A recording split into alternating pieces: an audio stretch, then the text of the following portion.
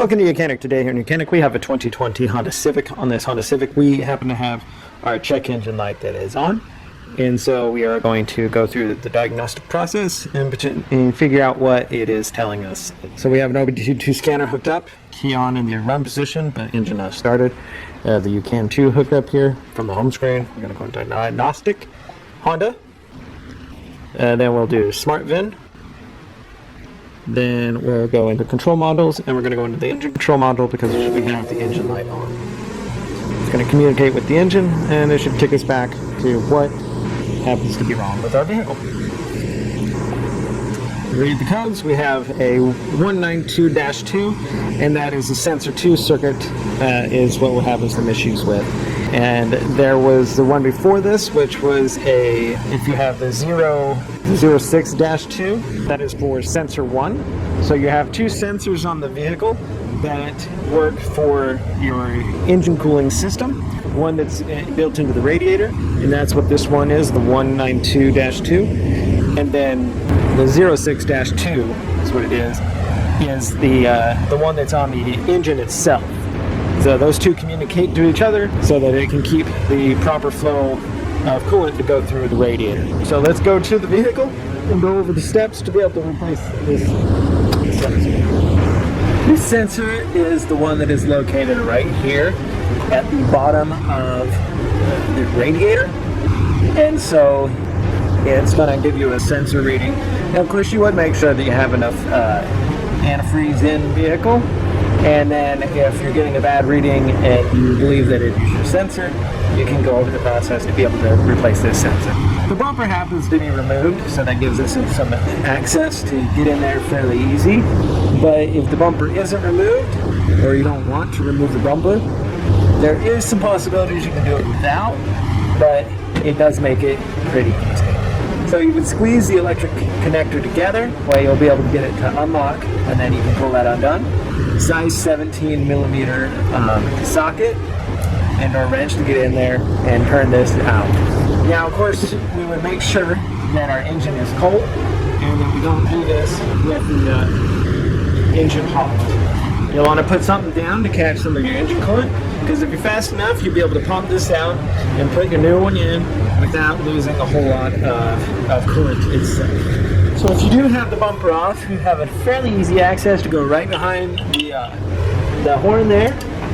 You'll be able to get your socket on there. And once you get it loose, you'll be able to hand spin it out.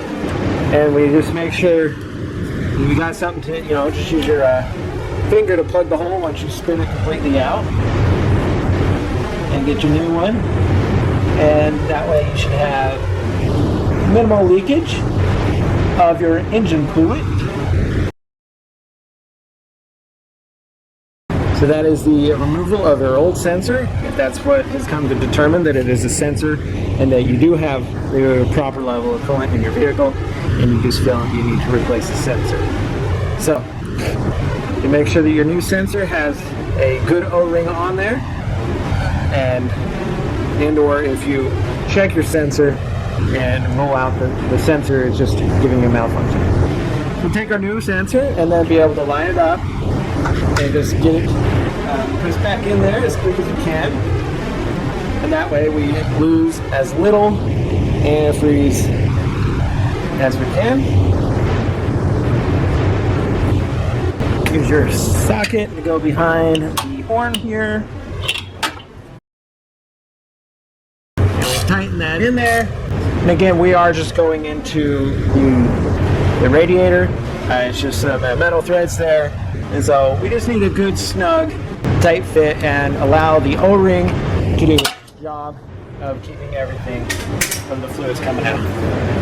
We've got that on there. Now we'll be able to hook up our sensor wire and click that into place. And now we go back to the vehicle and be able to delete the engine code. So back here, we'll turn the engine or the ignition back on, and then with the scanner still hooked up, be able to hit the erase function, hit yes. It's asking us to do, and now we're going to turn the ignition on.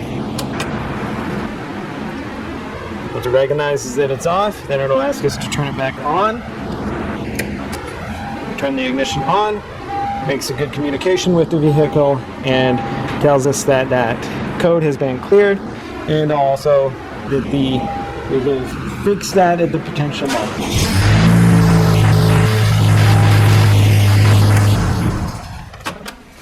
Like I said, so sensor 1 and sensor 2, they communicate to each other on this engine.